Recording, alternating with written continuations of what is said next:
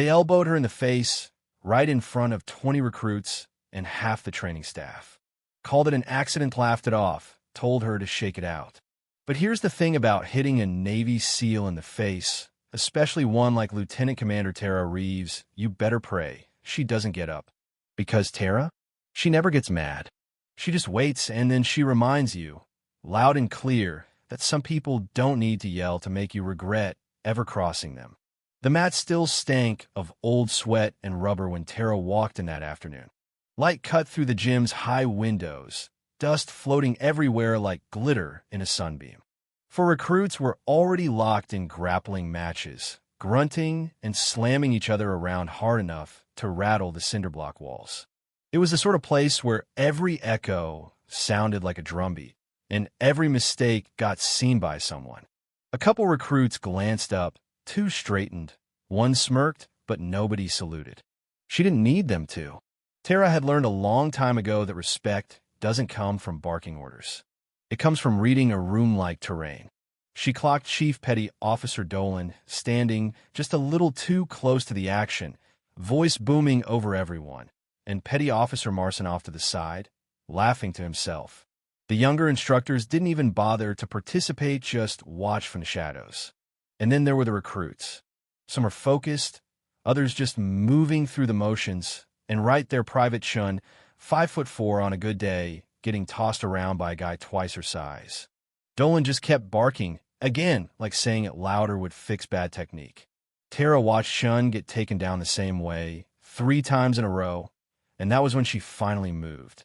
See, Tara's not flashy, never has been. At 37, with a rebuilt left knee and a jaw set like concrete, she wore her black instructor's cap like armor. Hair pulled back, boots laced tight. If she looked stiff, it was just the sort of stiffness you earn, not the kind you're born with. Dolan turned when he saw her, arms folded over his thick chest. "Didn't think you'd be back so soon, Lieutenant Commander," he said, the kind of voice that tries to fill every corner of the room.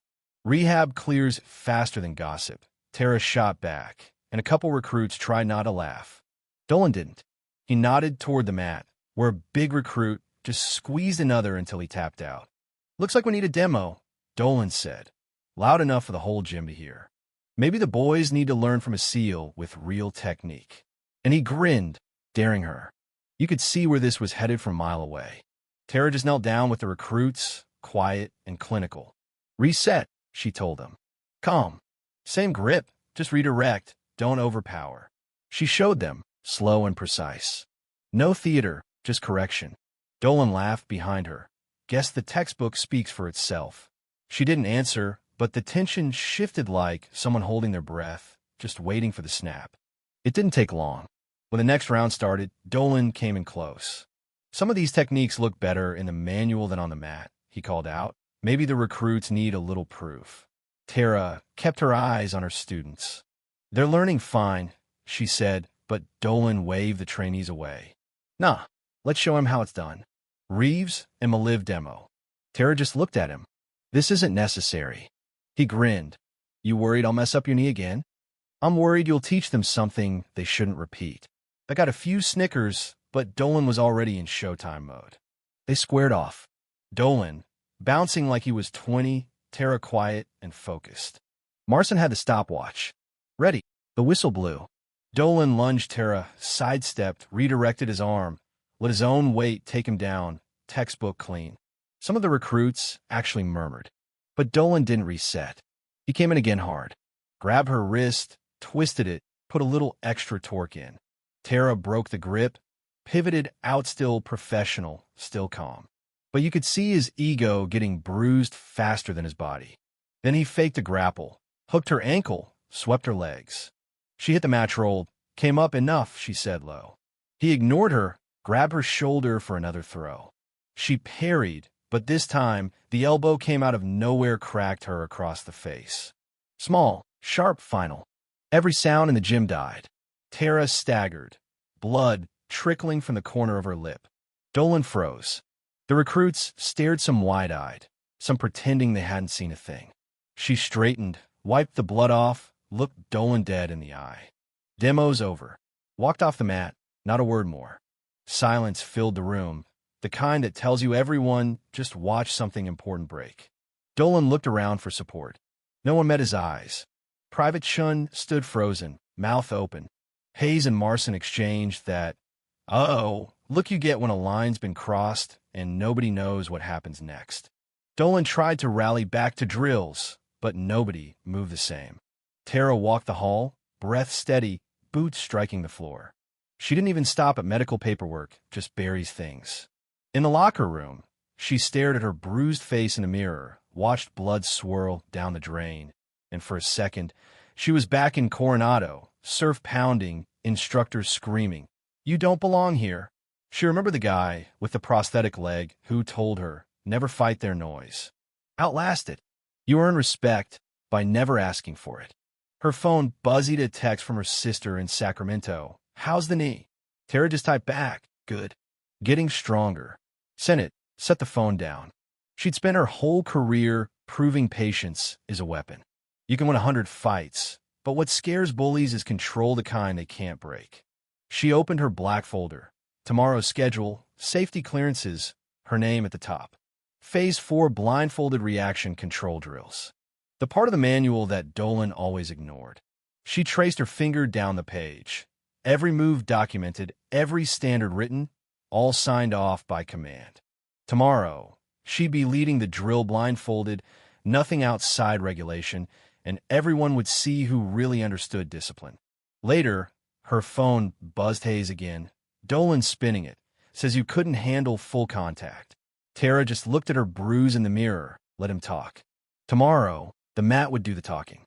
Next morning, she got there first, made sure the mats were spotless. The lights buzzed on, one by one, flooding the gym with that hospital white glow. At 0700, the recruits filed in. Dolan swaggered in, same cocky grin. "You here to demo again?" "No demo," Tara said, clipboard in hand. "Today's phase 4. Reaction control." Dolan raised an eyebrow. "That the blindfold dance?" "Exactly," Tara replied. "Discipline isn't about action. It's about timing." She put 2 blindfolds on the mat. "You'll all run it, but I'm starting with instructors." The room went quiet. No Phelps, no command interference, just policy. Dolan and Marson stepped up, boots off. Tara approached Dolan, touched his shoulder. He reacted, reached for her arm, she swept him flat. Marson flinched, swung wild, she pinned him, controlled, no drama. Second round, third, fourth, fifth, she kept dropping them. Not hard, just decisively, all blindfolded. By the end, nobody was whispering anymore. Tara pulled their blindfolds off. Discipline means reacting when needed, not before, not after. Dolan just stood there, winded, jaw clenched, nothing to say. "You all saw what happened yesterday," Tara said. "I didn't retaliate. I waited. And today, I responded." Just then, Phelps stormed in, clipboard in hand. "I was told this was standard eval. Not whatever this is." "It is standard," Tara said, pointing to the binder, his signature clear as day. He flipped through it, saw his own sign-off. "This is about yesterday. This is about standards," Tara said. "The same ones you signed. You're using protocol as a weapon. I'm using protocol as intended." He tried to save face, but she just looked at him. "You're playing a dangerous game, Commander," he whispered. "No, I'm teaching the one you forgot."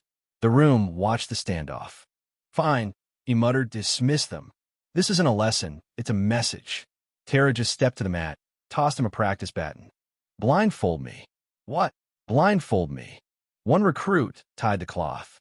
"Thought I stole, got him." "If you think this is about sending a message, you'd better be sure I can't deliver one blind." Phelps tried her, raised the baton fast. Tara caught his wrist, twisted it, dropped him, baton pressed his throat, blindfold still on. Quiet as a ghost. She leaned in. "Contact is a contract. You hit me, sign for what comes next." Released him. He stumbled back, breath caught. Then, the base commander appeared at the door, arms folded. "Continue. I'll be observing." Tara removed her blindfold, turned back to the mat. "Next pair." No one argued. From that point on, it was respect earned, not demanded. In the debrief, it was just her, Dolan, Phelps, Marson, and the commander. No flags, just the gym footage looping. The elbow was clear as day. You struck a senior officer after she'd called the drill, the commander said, voice low. You made contact that had no place in a controlled environment. When's the last time you completed your own eval? Phelps hesitated. Never, the commander answered for him. To me, it looks like an instructor elbowed a SEAL leader in the face after she called the drill in front of 20 recruits. No provocation. No apology. The room stayed quiet. Commander Reeves, you maintained discipline in the face of outright disrespect. You didn't compromise your rank or your ethics. I commend you. He turned to Dolan and Marson, suspended pending review. To Phelps, we'll revisit your role next week. And then, almost as an afterthought, control under pressure isn't just leadership. It's knowing who you are and who you answer to. By chow, everyone on base had heard. Instructors whispered. She dropped them blindfolded 5 rounds. Recruits gathered, talking about discipline, not drama. Even a former Army Ranger among them said, that's what separates the real ones from the loud ones. Tara just walked through the mess hall, steady as ever, nodded at Hayes, kept moving. By the time the sun was slanting through the gym windows, she was back on the mat, hands wrapped, rhythm steady 1, 2, pause. No anger, just repetition. The bruise on her face was fading, but the lesson would stay. The door creaked open. The same young recruit who'd blindfolded her stood there, nervous but brave. I want to say thank you.